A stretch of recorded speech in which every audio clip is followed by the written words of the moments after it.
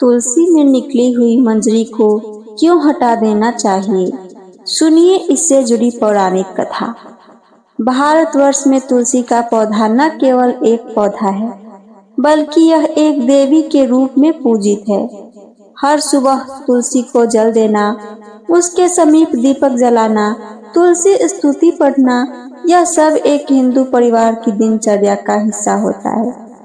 परंतु तुलसी में जब मंजरी यानी फूलों की छोटी डंडी या कली निकलती है, तो यह घर के बड़े बुजुर्ग प्रायः कहते हैं, मंजरी को तुरंत तोड़ देना चाहिए। आखिर ऐसा क्यों?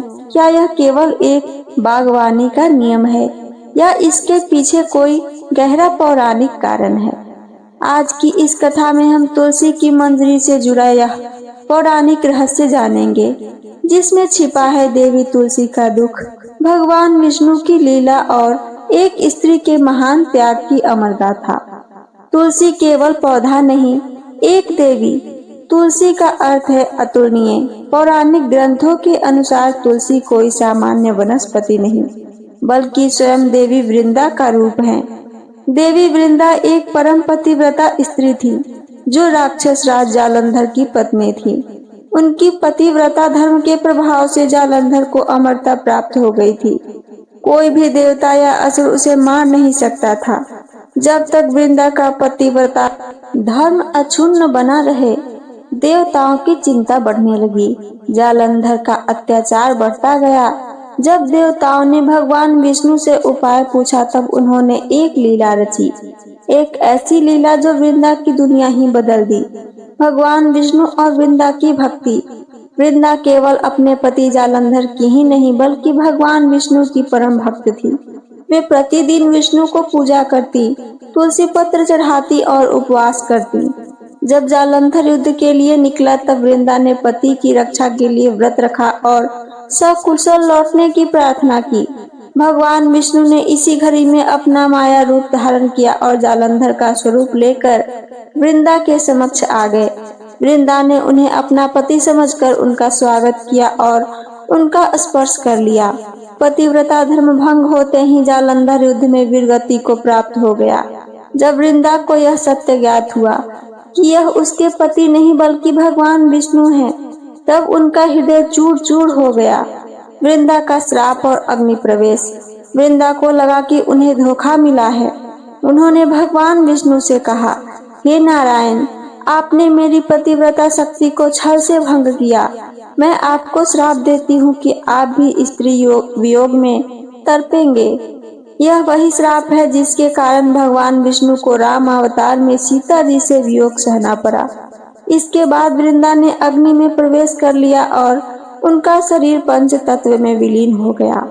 भगवान विष्णु को बहुत पश्चाताप हुआ। उन्होंने वृंदा की राख को एक स्थान पर स्थापित कर दिया और उसी से तुलसी का पौधा उत्पन्न हुआ। इसलिए तुलसी नारी के रूप में पूजनीय है। तुलसी विवाह और विष्णु का मिलन। भगवान विष्णु ने वचन दिया कि वे वृंदा रूपी तुलसी से विवाह करेंगे। तभी से हर वर्ष कार्तिक शुक्ल पक्ष की एकादशी तुलसी विवाह के दिन तुलसी का विवाह शालिग्राम से कराया जाता है। यह विवाह एक स्त्री और पुरुष के आध्यात्मिक मिलन का प्रतीक है। तुलसी का विवाह ही दर्शाता है कि उसका जीवन पुनः संपूर्ण हुआ, उसका त्याग व्यर्थ नहीं गया। तुलसी की मंजरी और उसका रहस्य। अब आता है प्रश्न, मंजरी को क्यों तोड़ देना चाहिए? दरअसल जब तुलसी में मंजरी निकलती है तो वह बीज देने के लिए तैयार होती है, यानी उसका जीवन चक्र समाप्ति की ओर बढ़ रहा होता है। यदि मंजरी को न हटाया जाए तो पौधा बीज में ऊर्जा लगाता है और उसकी बाकी पत्तियां सूखने लगती हैं। लेकिन इसका एक पौराणिक पक्ष भी है। मंजरी को तुलसी की स्त्री शक्ति का प्रतीक माना जाता है। जब मंजरी फूलती है तो उसे ऐसा समझा जाता है कि वृंदा देवी अपने पति शालिग्राम यानी भगवान विष्णु से संजोग की इच्छा रखती हैं। परंतु घर में रोज तुलसी पूजा का अर्थ ब्रह्मचारी भाव, तपस्या और संयम की ऊर्जा। ऐसे में मंजरी का रहना उस ऊर्जा के विपरीत माना जाता है। इसलिए मंजरी को तोड़कर तुलसी माता को शांत, संयमित और तपस्विनी रूप में रखा जाता है। तुलसी के नियम जो हर भक्त को जानना चाहिए। मंजरी हटाने का समय सूर्योदय के बाद और सूर्योदय से पहले। मंजरी तोड़ते समय प्रार्थना करें, हे तुलसी माता, आपकी सेवा हेतु यह मंजरी हटाई जा रही है, कृपया क्षमा करें। मंजरी को कभी फेंके नहीं, उसे जल में प्रवाहित करें या मंदिर में रखें। रविवार और एकादशी को तुलसी पत्ते या मंजरी ना तोड़ें। तुलसी और पवित्रता का संबंध। तुलसी को केवल पौधा नहीं बल्कि गृह लक्ष्मी का प्रतीक भी माना जाता है। तुलसी घर में हो तो उस घर में दरिद्रता नहीं आती, लेकिन यदि मंजरी निकलती रहे और उसे हटाया न जाए तो तुलसी जल्दी मुरझाने लगती है और घर का सौभाग्य धीरे धीरे कम हो सकता है। इसलिए तुलसी को नित्य जल देना, दीपक जलाना और समय समय पर मंजरी को हटाना एक भक्त का यह कर्तव्य रहता है। आध्यात्मिक रहस्य। स्त्री का त्याग और विरह। इस कथा में एक बहुत ही गहरा संदेश छिपा है। वृंदा ने पति के लिए अपना जीवन, अपनी शक्ति और अपनी आस्था को बलिदान कर दिया, लेकिन जब उन्हें धोखा मिला तब उन्होंने भगवान विष्णु को भी श्राप दे दिया। यह दिखाता है कि कोई भी स्त्री जब छल खाती है तो वह देवताओं को भी झुका सकती है। फिर भी वृंदा का पुण्य, उनका त्याग और उनका तप, उन्हें तुलसी रूप में फिर से जीवन मिला, जो आज हर घर की देवी हैं। मंजरी उस स्त्री की इच्छा है जो फिर से मिलन चाहती है, परंतु पूजा में संयम और विरक्ति की भावना को बनाए रखने हेतु उस इच्छा को प्रेम पूर्वक हटा दिया जाता है, ताकि तप की लौ बूझने न पाए। तुलसी और विज्ञान। आधुनिक विज्ञान के अनुसार भी जब मंजरी को समय पर हटा दिया जाता है तो तुलसी का पौधा अधिक समय तक जीवित रहता है और अधिक पत्तियां देता है।